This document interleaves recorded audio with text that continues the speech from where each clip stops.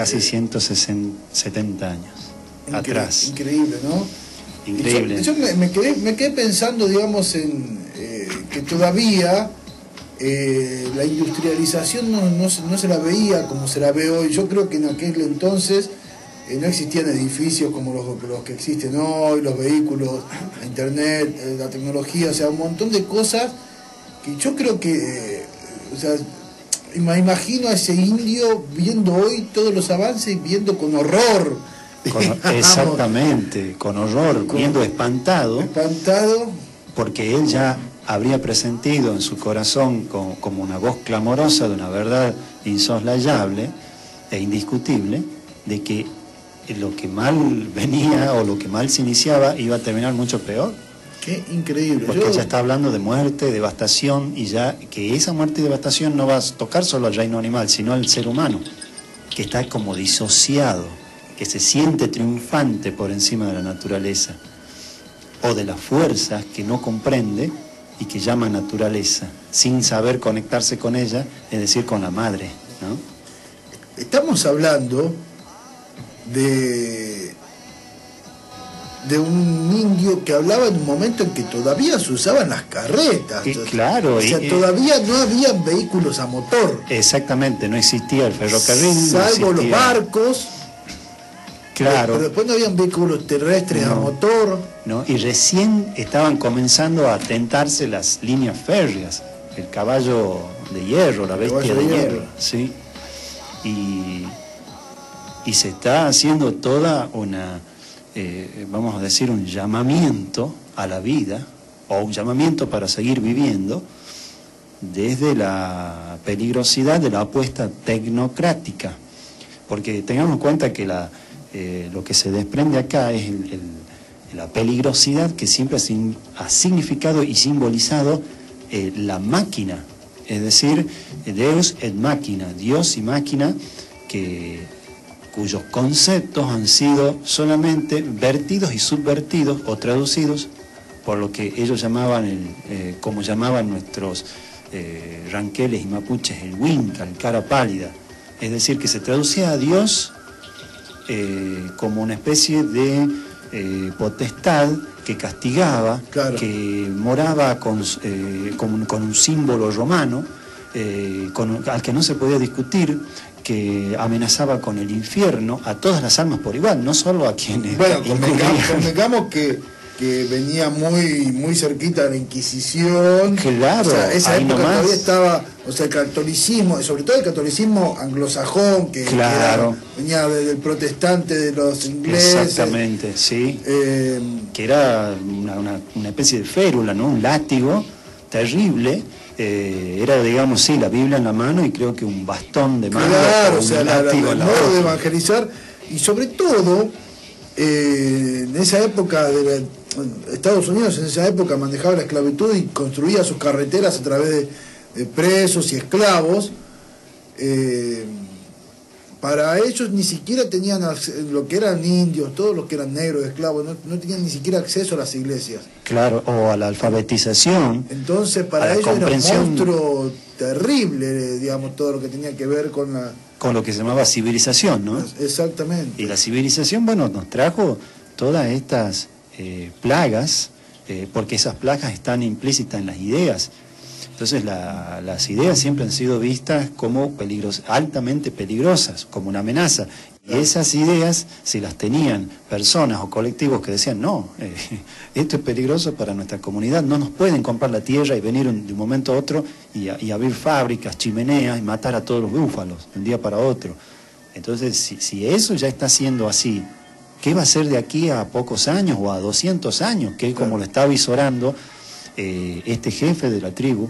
Que tengamos en cuenta la relación de tiempo, la captación del tiempo, es algo impuesto también por el famoso calendario de los papas y de los césares. Claro. La percepción del tiempo, esa no nos la legaron porque no nos permitieron a nosotros hoy en día captar o tener una percepción del tiempo como la tenían nuestros antepasados indios. Claro. O razas oriundas, originarias. Entonces, lo que nos dicen precisamente los mayas a través de las estelas y sus jeroglíficos, estelas pétreas, que se están pudiendo descifrar desde hace ya una buena cantidad de años, es que el hombre debe acomodarse, es decir, su conciencia, su ser, su alma, debe acomodarse a los ciclos naturales del universo, y no, como diciendo, por contraste, y no a los calendarios o preceptos de espacio-temporales que nos van a venir a imponer otras civilizaciones, diciendo que esto es lo mejor indiscutiblemente para todos, y ahí se acaba todo. No hay lugar a apelación ni discusión. Por eso es que a mí me deja muerto. Yo creo que ellos ya tenían, porque, o sea, no es por nada que todo lo azteca fue prácticamente, no sé cómo decirlo, pero avasallado por... Totalmente. Aplastado.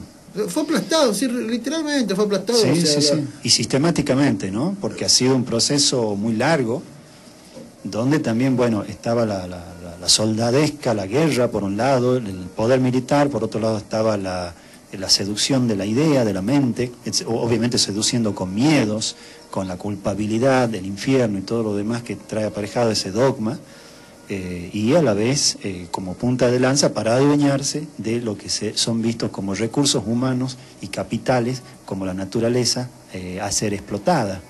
Claro. ¿No? Entonces, eso a mí me resultó aterrador, y eso ya lo sabían, no solo los jefes de estos colectivos, de las tribus, lo sabían desde su inteligencia más profunda, cada persona de estos colectivos y naciones, como se le llaman, naciones originarias, de las más de 1800 que había aquí a la llegada de estos castellanos liderados por Colón y más tarde por Cortés, Pizarro, uno más sanguinario que otro, ¿no?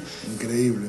Increíble. Entonces a mí esto me deja pasmado. Yo escucho esta carta y siento que te mueve me mueve los cimientos, ¿no? Te acongoja. O sea, te hace pensar un montón de cosas, ¿sí? Cómo estos tipos en esa época, sí, o sea, porque hoy quizá para uno es más fácil poder dimensionar, digamos, nuestro futuro con la contaminación, con la información incluso que manejamos, para nosotros es más fácil, pero en aquella época, ¿cómo alguien, digamos, que para ir de un lado a otro estaba 3 o 4 días a caballo, que se enteraban por pasquines, claro, cosas que pasaban, pero por rumores, por uno que otro viajero, y algún que otro mentiroso, porque también venía muchos que mentían cosas que sucedían y que en realidad no pasaban. Y te contaban leyendas con grandilocuencia, y bueno, llenaban de detalles y falsos, ¿no? Toda entonces, la historia real. Tener esa sensibilidad para poder...